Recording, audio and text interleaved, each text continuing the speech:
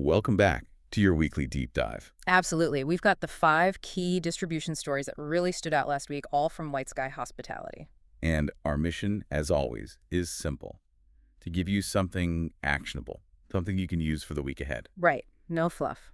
Okay, let's unpack this. Yeah. First up, AI. Specifically, how it's being used for, tactical revenue gains. The headline figure is that 75% of hotels using AI revenue strategies saw RevPAR increases. Yeah, and we're moving past just better pricing. Jacaruso Enterprises is showing how specific this gets. How so? They're taking these incredibly complex star reports and using AI to turn them into like simple one-page action plans for department heads. Which is what everyone's always wanted from those reports. But the really eye-opening example is this geo-sniping. Oh, absolutely. Geo-sniping. It sounds like something out of a sci-fi movie. It does. But it's just about spotting future demand. They saw a photo online of a construction site, literally just a picture of dirt, and targeted that future crew. And it worked. They secure over 60 room nights from that one photo. It makes you ask, are you mining for that kind of opportunity, or are you just reacting? A really good question.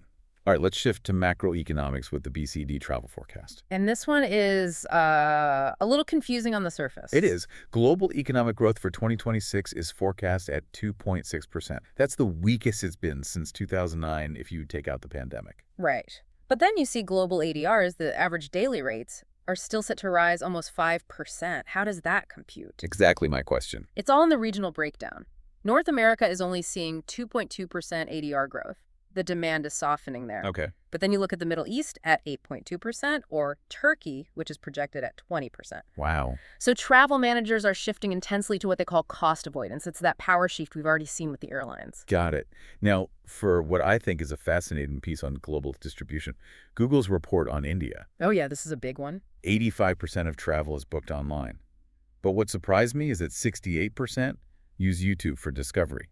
I know. You'd assume traditional search would lead, but it's creators, it's video. So why is that? Because 67% of that market are novice travelers.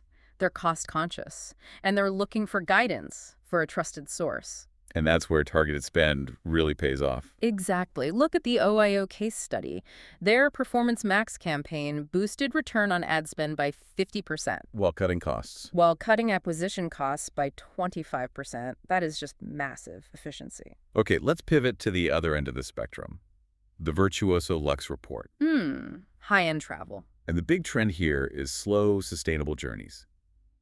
Advisors are seeing huge demand for it, and climate is now influencing 45% of decisions. Pushing bookings into the shoulder seasons, which is interesting. But what I love is how pop culture is driving this. You mean the main character synergy? Exactly. People watch a show like The White Lotus, and they don't just want to visit the location. They want to live that experience. It's a powerful motivator.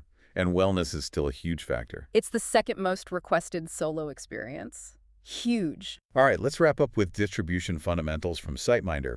And this is a major flip. A really big one. OTAs, at 22%, have now officially overtaken search engines as the #1 starting point for hotel research. But here's the critical paradox. They do 3.3% more research on OTAs. But they still book direct. They still go to the hotel website to book. It's about control. Yeah.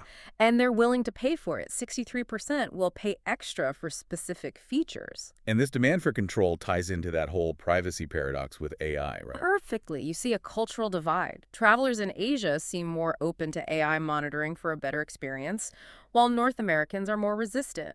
They'll accept personalization, but only with total transparency. So bringing it all together, what does this mean for you this week? It feels like a dual race. It's a real balancing act. On one hand, you have these aggressive AI tactics like that geo-sniping to grab immediate bookings. And on the other, you have to really understand the psychology of this new traveler who demands control, purpose, and transparency. Two very different challenges. They are. So the final thought is this. How do you implement that aggressive AI-driven geo-sniping from story one while also maintaining enough transparency and control to satisfy that demanding, sophisticated traveler we see in story 5? That friction right there, that's your immediate focus.